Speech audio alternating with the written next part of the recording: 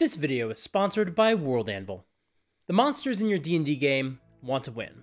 They don't know they're the adversaries in a D&D game, simply existing to provide a challenge to your friends as you all blow off some steam around your kitchen table after a long week of real-world strife.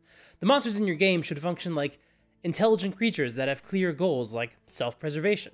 They probably shouldn't simply throw themselves upon the player's spears, making basic attacks over and over until they get murdered. But for a lot of us, it can be hard to figure out the best tactics and strategy for our monsters. Sure, maybe we can manage things like flanking opponents, or clogging up a doorway so the players can't charge into a room, or even something like retreating when the battle isn't going their way. But what about actually taking advantage of their stat block and using their powers effectively? Is there a way to read a monster's stat block and figure out how to actually play the monster in the most intelligent and strategic way possible?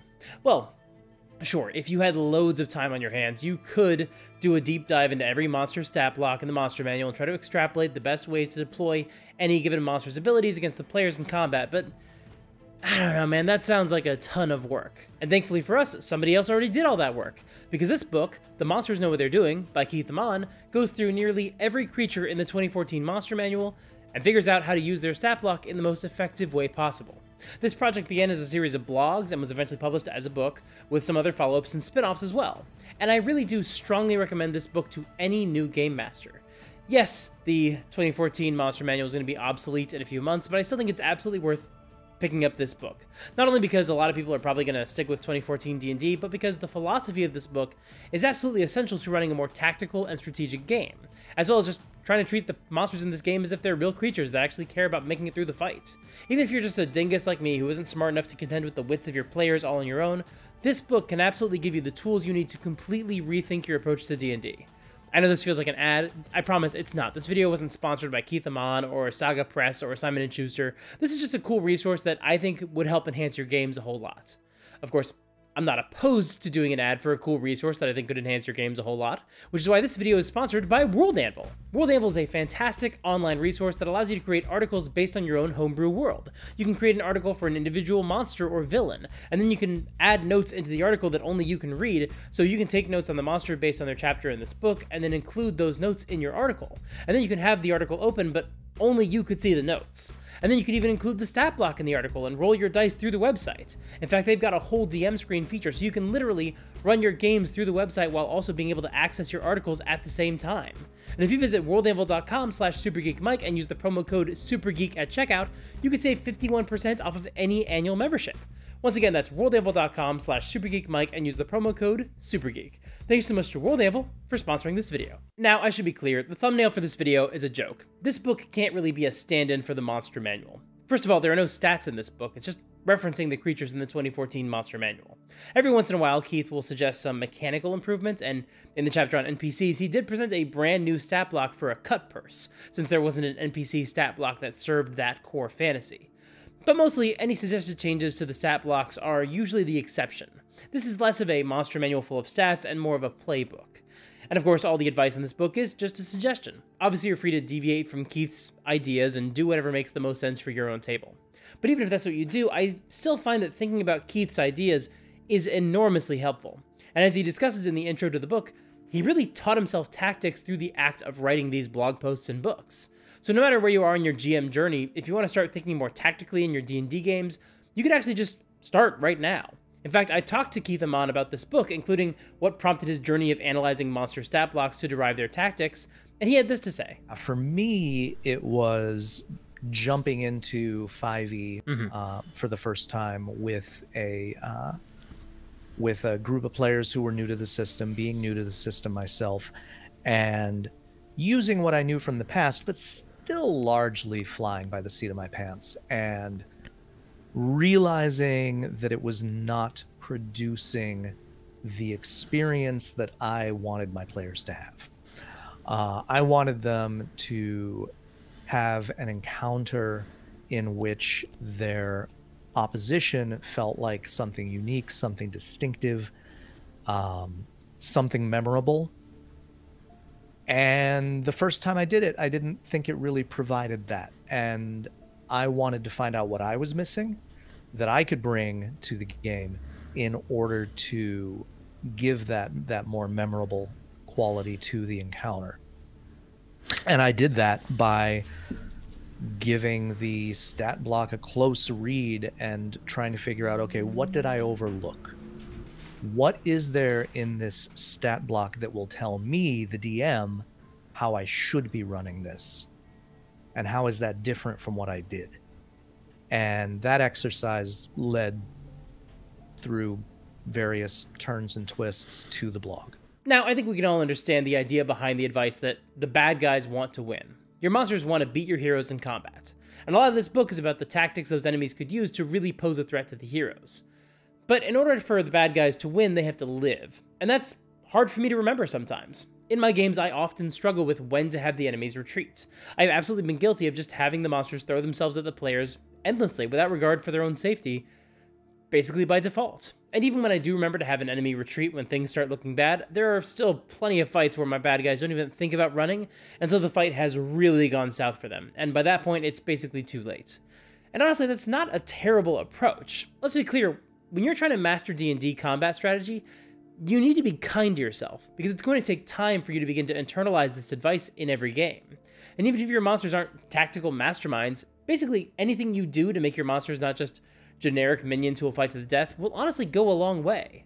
But the easiest way to start is to remember that most bad guys will run if they have to.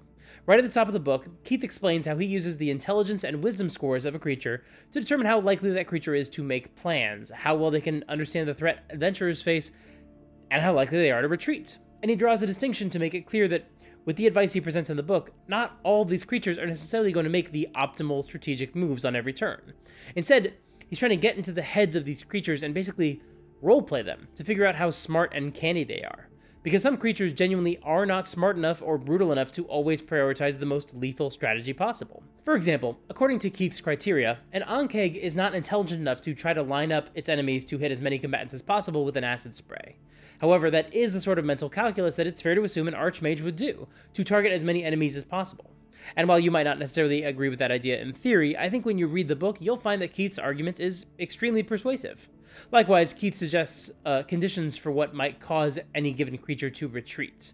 Maybe it'll be when they take a certain amount of damage, whether it's a specific number of hit points or just a percentage of their total health. But he also makes it clear that hardly any creatures will be willing to fight to the death. They want to live. And that also helps to distinguish from the monsters that are willing to fight to the last man. Undead creatures like skeletons and zombies usually have no reason to retreat. But he also argues that orcs would be among the few creatures willing to fight to the death because they have fanatical values of physical courage. And sometimes the stat block also opens the door for role-playing advice, particularly when it comes to how a creature might try to end a combat. For example, the bandit captain is likely to negotiate to try to end a fight. But thanks to their intelligence and their charisma, and the fictional archetype they're meant to represent, Keith argues that the bandit captain will just say whatever they need to say in order to convince the adventurers not to fight. And then the book contains some suggestions for different rhetorical strategies the bandit captain might employ, depending on what they can determine about the adventurers. For example, if the heroes are altruistic and interested in fighting against the corrupt system, the bandit captain will try to play on your hero's emotions and claim to be a Robin Hood type. On the other hand, if the PCs are mercenaries and scoundrels, the bandit captain will probably drop all pretenses and just explain what's up, because the heroes will probably understand them. On the other hand, Keith argues that because a Yuan-Ti abomination is a fanatically religious enemy boss with a charisma of 18, they're going to spend the fight delivering evil monologues. And while some creature like that might still retreat, I don't think they're going to try to preemptively end the fight with a negotiation, or even make any deal with the players that doesn't involve the hero's complete unconditional surrender. But this actually brings me to the next question you need to answer when figuring out what a bad guy is willing to do to win. What does winning actually look like for them? What does the monster want? For example, according to the flavor text in the monster manual, Yuan-Ti purebloods enter human society in disguise in order to kidnap prisoners for interrogation and sacrifice. So Keith concludes, clearly, Yuan-Ti aren't trying to kill everyone they come across. They're not rage zombies. They want to capture people in order to bring their prisoners somewhere and sacrifice them there. So everything they do is in service of that goal. The second chapter of the book is just called What Monsters Want, and quite frankly, this is essential reading for anybody getting ready to run any monster in D&D. Keith tackles every category of creature in 5e. Beasts, monstrosities, dragons, humanoids, giants, undead, celestials, fiends, aberrations, fae, constructs, oozes, and elementals, and uses these categories to offer some basic advice for what each type of creature wants. For example, beasts and monstrosities that have animal-level intelligence pretty much only want food and to protect their territory. Dragons want the same thing, but they're also distinctive creatures with their own personalities. yet they also crave treasure and domination. Giants are guided by their social hierarchy. Humanoids are all basically driven by politics and religion. Undead have specific compulsions depending on how they died and how they were revived, and so on. And then Keith takes that information and shows us how it can be used to figure out a creature's motivations. For example, let's look at dragons, since the game is partially named after them. Keith argues that since dragons make no effort to spend their wealth on goods and services, they simply have a compulsion to hoard beautiful, expensive things like coins and gems. And they want to rule over people, but clearly they don't care about, actually governing in any meaningful way. So Keith argues that it's more about demonstrating their superiority and getting something they feel they're entitled to. And I'll be honest, I don't often think about dragons as rulers or tyrants, ironic considering the Critical Role arc I'm currently covering, but a lot of the way Keith describes them reminds me of characters like Loki from the first Avengers movie, and that's the kind of inspiration that could go a long way toward fleshing out a villain. Although Keith also makes a comparison between a dragon and a mob boss, extorting locals for a protection racket, basically. And I'll be honest, that's a comparison I've thought of as well, and one of these days I want to dive into it in a lot more detail, and we'll talk about that some other time.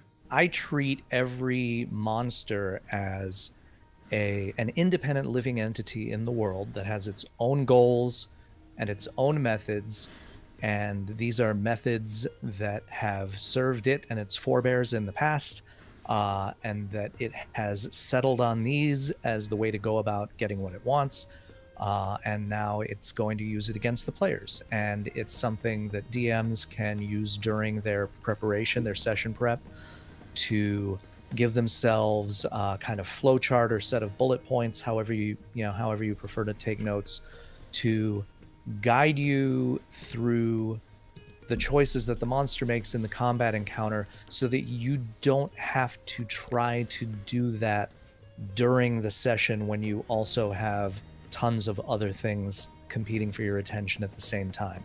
You can set yourself up with some simple scripts or if-then statements, and follow those automatically, so that that's one fewer decision you have to make in the moment. Now, I've got a playlist about the core fantasies of monsters, because it's really important to me that we, as game masters, understand the purpose of a monster. What makes it cool, what makes it exciting and interesting, and especially what makes it unique and iconic. And Keith seems to keep this in mind as well, because while he doesn't use this term, he frequently drills down on the core fantasies of the creatures he's discussing.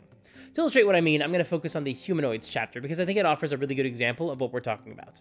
In this chapter, he really breaks down the difference between what's fun and interesting about goblinoids, kobolds, orcs, gnolls, etc. For example, he basically argues there's no reason for gnolls to ever use a longbow, despite them having a longbow attack in their stat block, because he feels it doesn't serve the narrative behind gnolls. It doesn't match the core fantasy of what we expect from a rampaging hyena monster. Meanwhile, goblins are designed to escape their attackers easily, but kobolds, Keith argues, are too dumb to even try to disengage before they retreat. And I have my own feelings about that, given my unironic and abiding love for kobolds, but I can at least respect Keith's perspective. Additionally, some of these suggestions have to do with the creature's lore. For example, hobgoblins are distinguished from all the other humanoid monsters by specifically being more militaristic, better organized, and able to put together complex tactics and strategy. However, the monster manual entry for hobgoblins says they hate elves and attack them first in battle over any other opponents, even if doing so would be a tactical error. And I actually think Keith does a really good job of explaining how you could honor that piece of lore while also not losing what makes hobgoblins actually interesting and unique. He acknowledges that, yes, you could just have the hobgoblins flip their lids and attack the nearest elf regardless of strategy, but he instead suggests that you actually have the hobgoblins reframe their attacks to prioritize killing the elves first. That way you get to honor the elf hatred from the lore, but you're not losing what distinguishes hobgoblins from other foes. And what's also cool is that you could actually use these entries in your games as sources of exposition. For example, sometimes your players might try to roll to see what they know about a certain monster, and you could describe some info you're comfortable sharing with them, or you could even just pull the old trick where you just let them read that page of the monster manual for like 20 seconds or whatever. But with this book, you could instead give them some insights that actually might really help them understand what to expect from these strategies these monsters will use in battle, so they can better be prepared for the fight. This could work especially well for a Witcher-style campaign, where the players spend a lot of time gathering information about the monsters before going to fight them. Now, of course, I had to ask Keith if he had a favorite monster before diving into these stat blocks, and a favorite monster after, and here's what he had to say about that.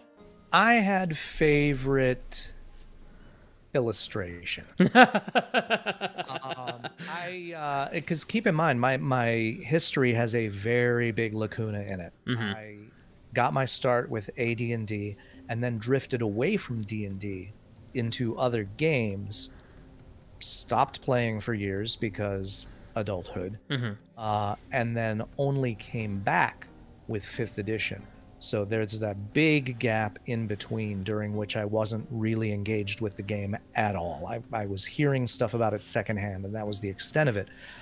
And when I played AD&D, I don't know how many of those monsters I actually encountered. Not many.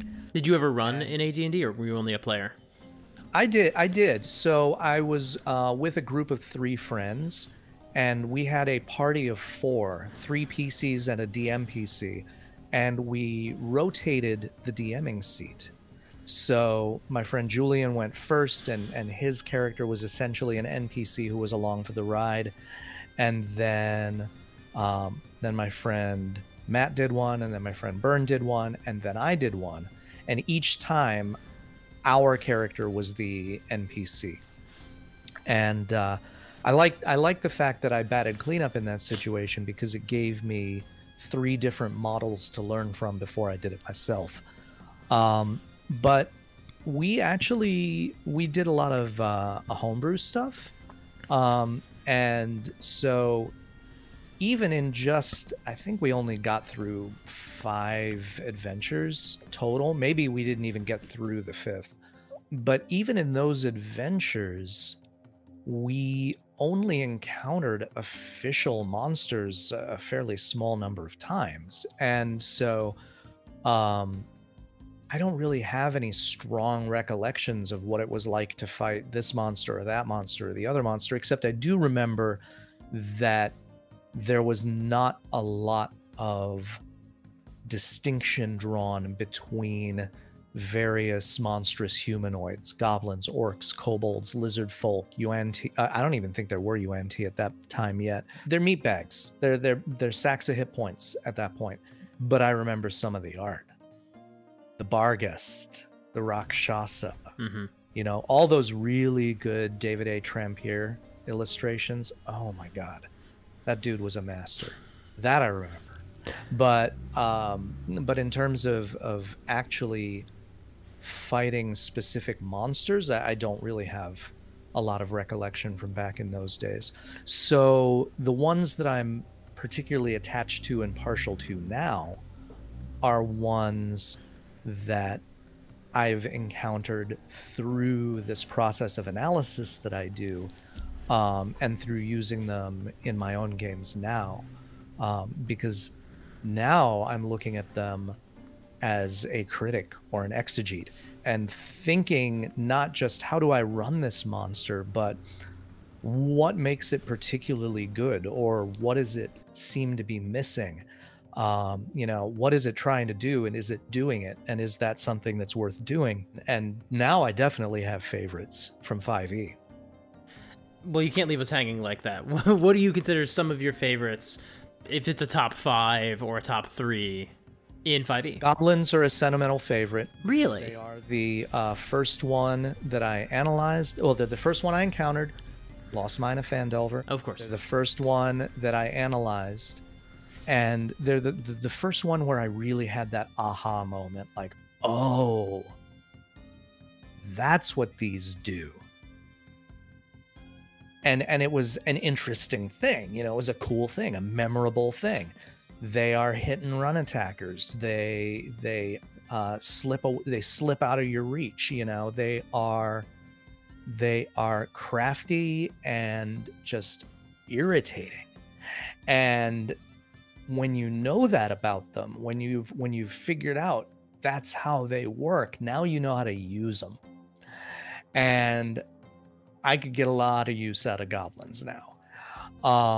Zorn I love because as I was analyzing them, I came to realize some of the incredibly filthy tricks they can pull based on their earth glide ability and the fact that their arms and their mouths are on the top of their heads. So they barely even have to come out of the ground to attack you. They can just slide up underneath you, claw, bite through the top of their head, and then slip back down.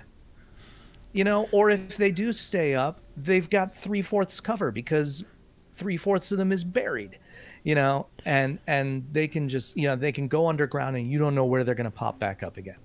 That is something. I really love the Bodak, not just because it's a very cool monster with a very cool illustration, but because it was the monster I found exactly when I needed it. I was writing some homebrew side quest content for my party in Horde of the Dragon.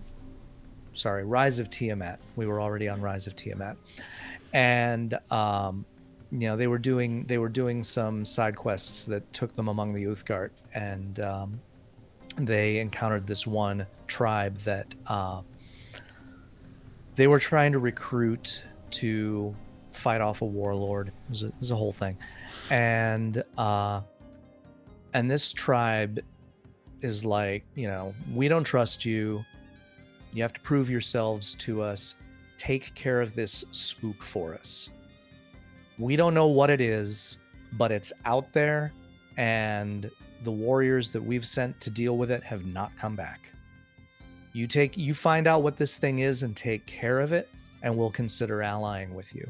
And for their level and the kind of encounter that I wanted it to be, the Bodak was perfect. Just absolutely perfect. Fit right in. And it's a great feeling when you find just the right monster for a particular scenario, and you can just slot it in, and it does what you need it to do. And then, of course, each entry also just gives you a lot of really practical advice for how to actually run these monsters in combat. For example, with the Behir, Keith offers a recommendation for the ideal order to use its attacks against the party.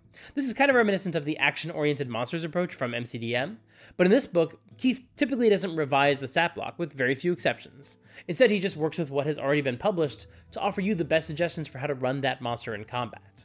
Now, sometimes this involves diving into the monster math and breaking down things like the percentage chance to hit, etc. And I'll be honest, that's the kind of thing that I just hardly ever think about. But thankfully, Keith handled all that math on his side, and he highlights why exactly the math actually matters. And that kind of thing helps to explain why certain abilities can be used in certain orders, which helps break down the strategies in a way that I personally just don't have any interest in doing on my own, because I just don't care about that kind of math. And of course, some stat blocks have spells listed, and while we've already had a whole debate in this community about the virtues of putting a list of spells in a stat block, this book just takes each stat block as it was presented in 2014. So thankfully, Keith explains when the villains would actually cast these spells, and that is enormously helpful guidance when you are running these monsters at your own table. This book is basically designed to help you prevent your villains from feeling boring. Now, normally we don't really worry about our monsters seeming boring unless the players have encountered them a lot already. My players have fought orcs in multiple dungeons at this point, so I need to shake things up a little bit. The orcs are getting boring. But if you've run at least a few games, you've probably found yourself running a brand new monster, maybe one that you were even really excited about, and then just you felt so disappointed that it just still wound up being a boring combat. Maybe it was a giant who just ended up feeling like a big ball of hit points, or a dragon that didn't live up to the Game of Thrones style bloodbath you'd imagined, or maybe something else where the stat block just left you holding the bag.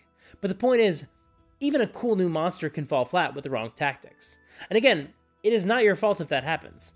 Some of these stat blocks feel like they're setting you up to fail. But that is why I so strongly recommend you pick up this book. You don't even really need to read it all the way through. Just choose a monster you want to use in your game, and then make sure your prep includes reading their entry in this book. Granted, I know there's a new monster manual coming soon, but I don't know how many of you are even switching over to 5.5, and whether you're still playing 2014 5e, or you've moved on to Tales of the Valiant or Level Up 5e, the stat blocks for your monsters are probably going to be similar enough that you can get inspired for new and creative ways to run your monsters in combat by reading this book. And honestly, I actually just recommend flipping through the book for ideas about other cool monster tactics, or even lore. For example, in the section on lycanthropes, Keith included this note. Tigers are solitary but social animals. They hunt separately, but a group of female tigers may lair together. Male tigers both hunt and lair alone. Therefore, an encounter with a were-tiger generally involves a single individual, unless the party has stumbled upon a lair belonging to a group of females or a female with offspring. Even so, the group won't be large. Now, I've never used were-tigers in my games, but Keith just pitched the party discovering a sorority of were-tigers, or some sort of lesbian were-tiger polycule, and suddenly that feels like a much more exciting encounter to drop into my games, whether it's a combat encounter, or a social encounter, or even just some sort of minor faction. I also strongly recommend you read the section on Onis. I really like the Oni, I think it's a fun and nasty foe, but imagine if, you know, somebody actually gave you some suggestions for how to use their stat block as effectively as possible. It unlocked some really awesome corners of my brain, and now I'm really looking forward to the next time I can sneak an Oni into one of my campaigns. I also really appreciate Keith's advice about ghosts. I personally don't like the idea of using a ghost to possess a player character and attack the party, because I've talked about this on the channel before, but it's not fun for the players when that happens. But I also really appreciated Keith's argument that it also makes no sense for a ghost to possess one of the heroes and make them fight the others, because their Withering Touch ability just deals a lot more damage.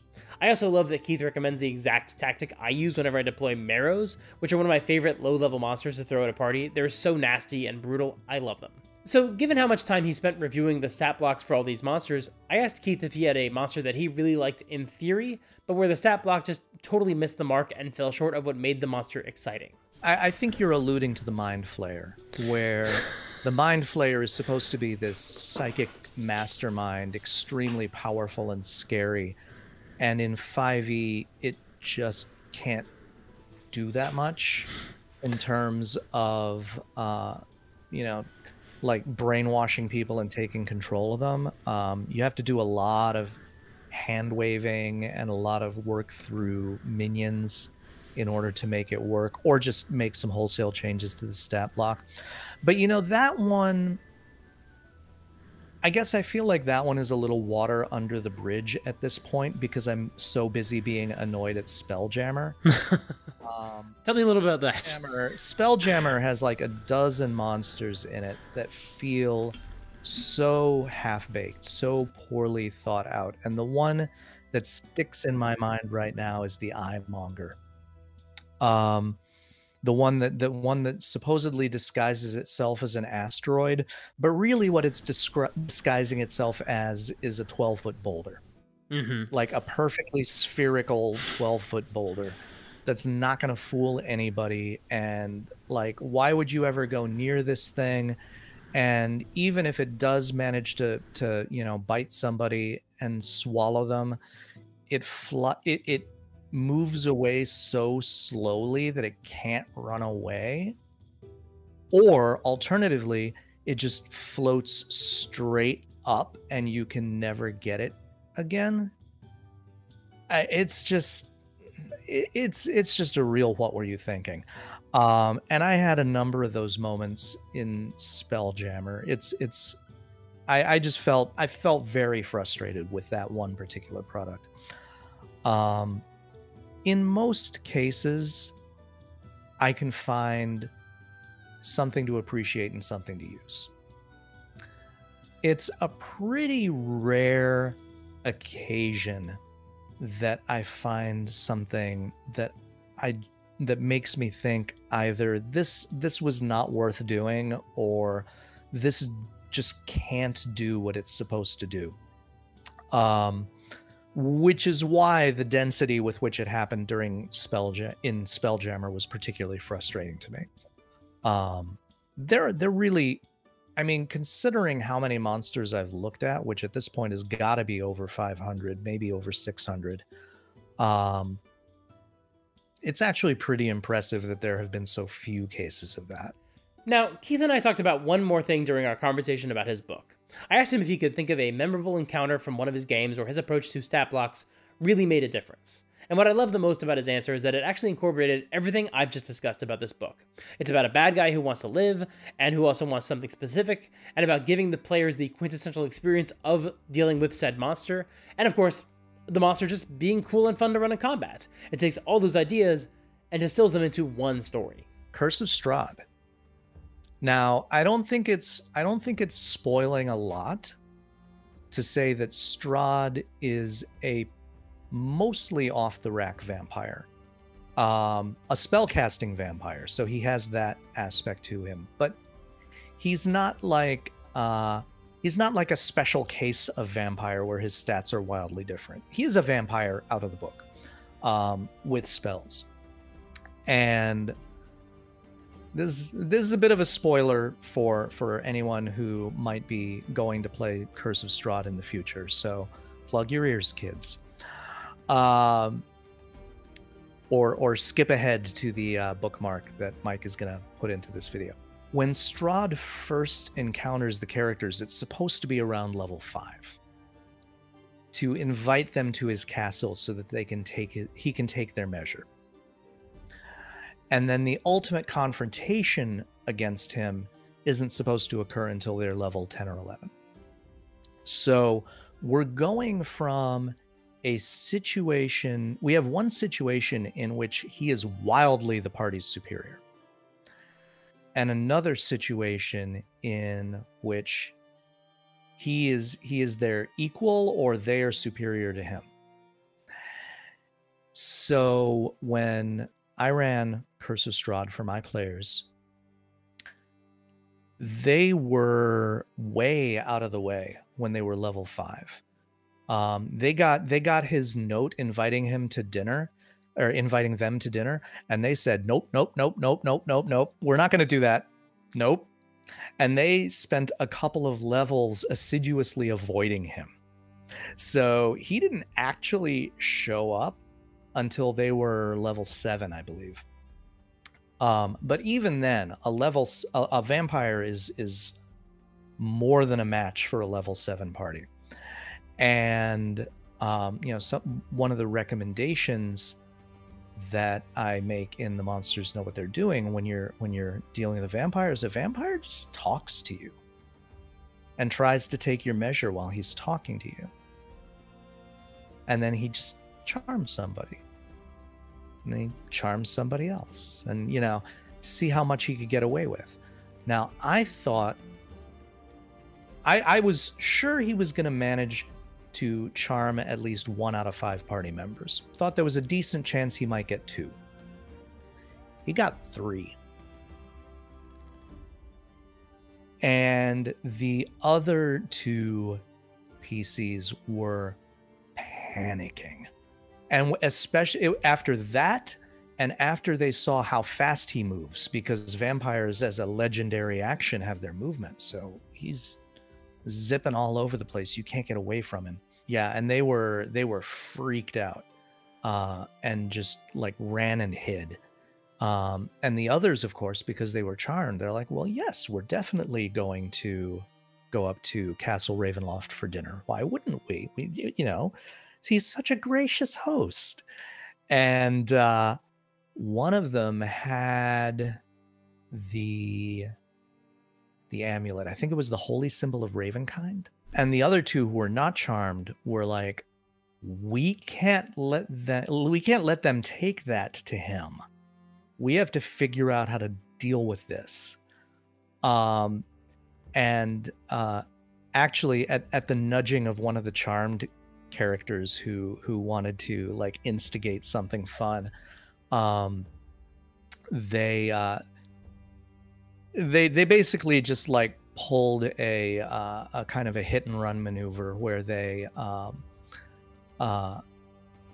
one of the uncharmed characters, a monk, who just pummeled the character down, who had the holy symbol of... First they got her alone, pummeled her down, and then the other one pummeled her down enough that the other one could cast sleep on her and knock her out so that they could gank the holy symbol and run. It led to a lot of emergent wackiness.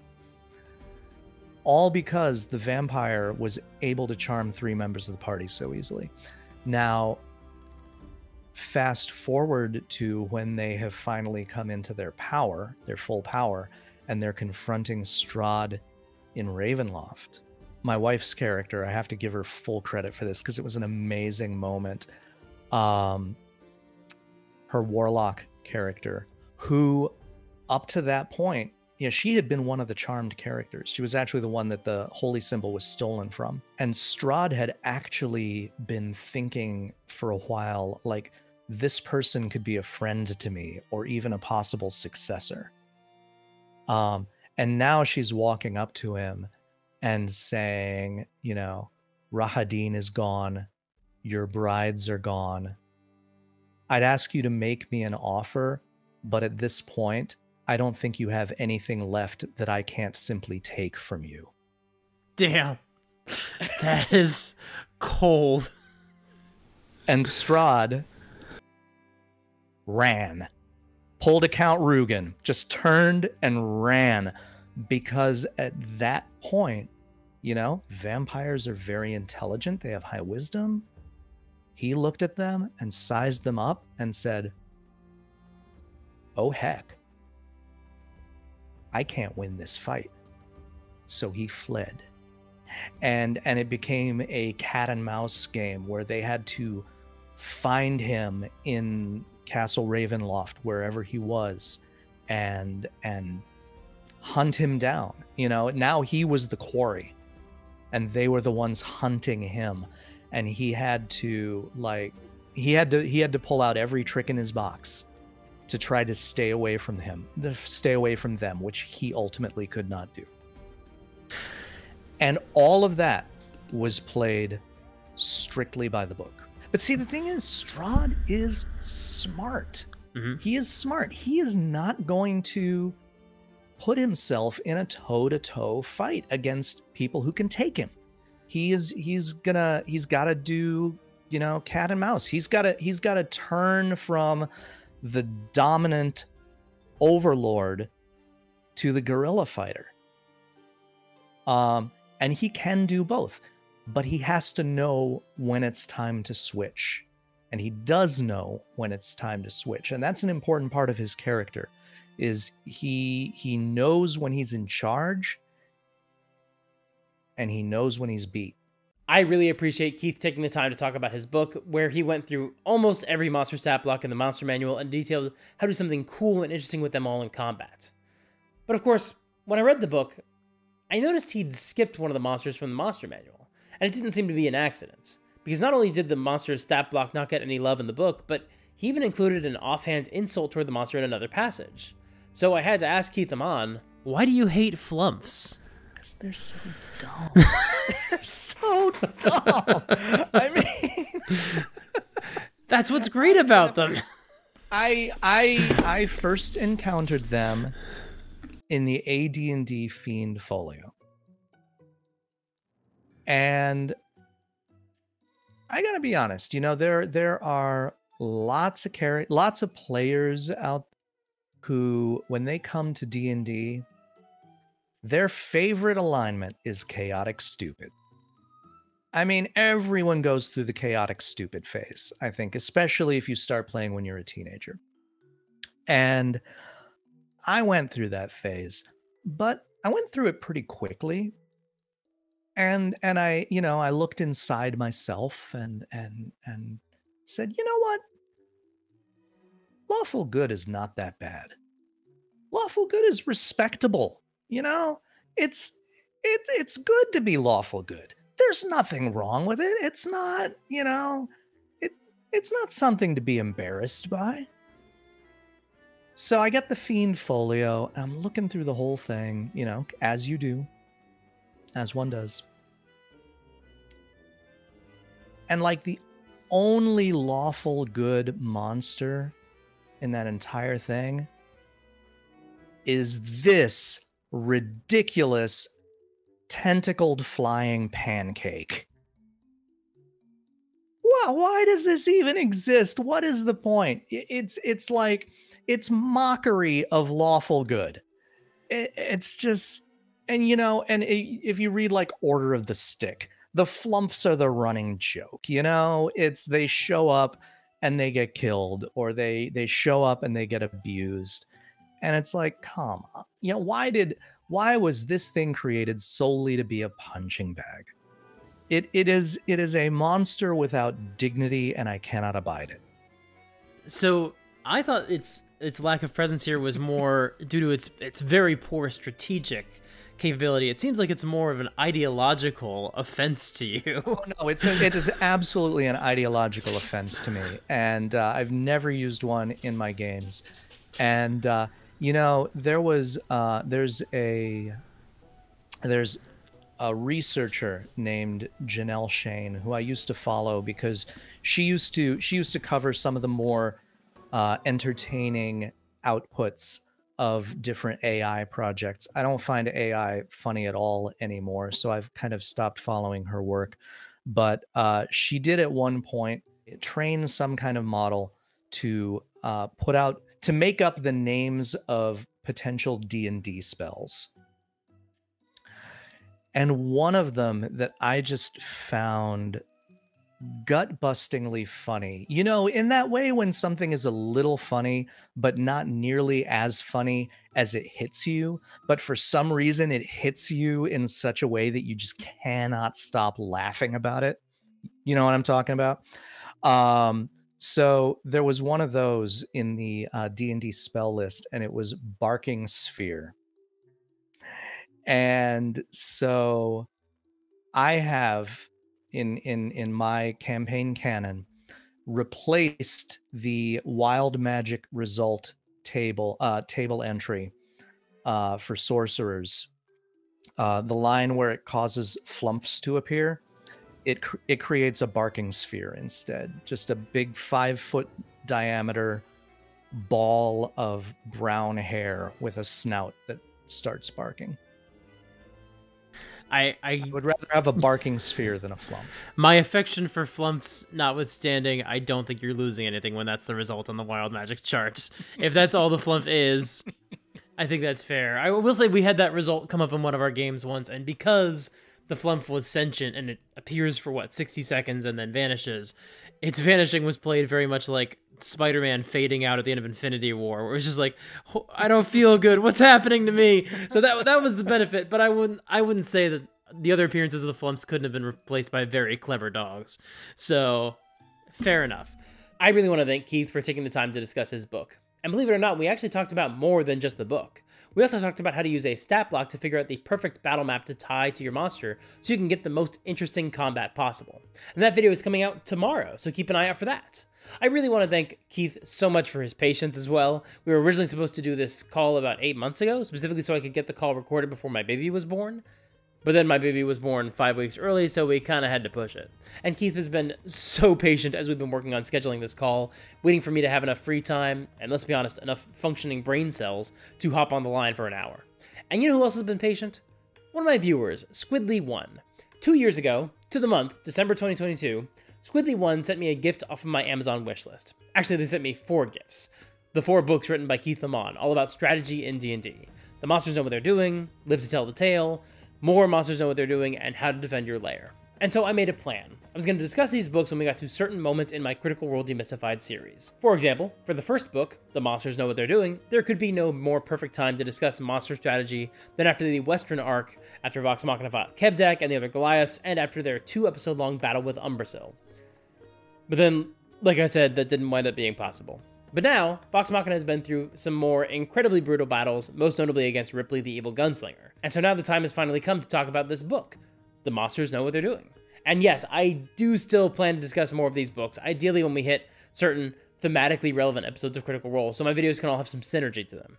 So, all that to say, Squidly1, thank you for sending me these books. I'm sorry it is taking me so long to talk about this. I've been getting to it, and that took a little more time than I expected. And if you're another viewer who sent me a gift off of my wish list and you were waiting for me to get to it and talk about it on the channel, yeah, it's usually because of something like this. I'm either waiting until I get the chance to make a specific video or waiting to line up a video with some future episode of Critical Role. So once again, thank you so much for your patience. And I'll admit everything got pushed a little bit more because of the baby. So again, thanks for waiting. Now that brings me to a little announcement. I do typically have wish lists in my description, but I actually took down the wish list with books in them, at least until I can get through some of the other books I've either bought or received as gifts and haven't been able to talk about yet. However, I do have a wish list up right now where you can contribute toward a fund to buy a gaming PC, because I'm really hoping to get that computer by April, so I can start streaming some video games. I do have a Switch and a PS5, and so I'll be streaming some games probably as early as January, but there are some games that aren't available on those platforms that I'll have to pick up through Steam, and others that just don't translate well to playing them on a PS5. I'm not saying that Baldur's Gate 3 will be the first game I play when I get a gaming PC, because it probably won't, but that is definitely one of the games that I want to stream next year, and playing it on the PS5 was really not fun. So if you want to see that, and see it by the end of next year, I would love your help with the gaming PC. So in the spirit of the holidays, if you're looking to do any gifting, that is the best place to contribute to me at the moment. You can also make donations through my Ko-fi or become a patron or a YouTube member, but honestly, the best way to support the channel is just to subscribe and ring the bell. That honestly does help the channel a whole lot. Plus, you'll get notified when I upload bonus videos, and this is the week where you're going to definitely want to be in the loop on those, because I have some interesting and exciting things planned. You can also come hang out in my Discord server. There's a bunch of awesome people there. And of course, you can sign up for my newsletter where I'll send some updates when I've got stuff to say. All those links are in the doobly-doo below. Now, we've said some things today about the 2014 Monster Manual, but I'm personally looking forward to the 2025 Monster Manual. And I made a video a while back about how that book is off to a good start because I really like the new cover. I actually went through all the Monster Manual covers in the game's history, except for the ones I forgot about, and I explained why the next cover might be one of the best yet. Go watch that video here if you haven't watched it yet. It's really good. Until next time, play fair and have fun.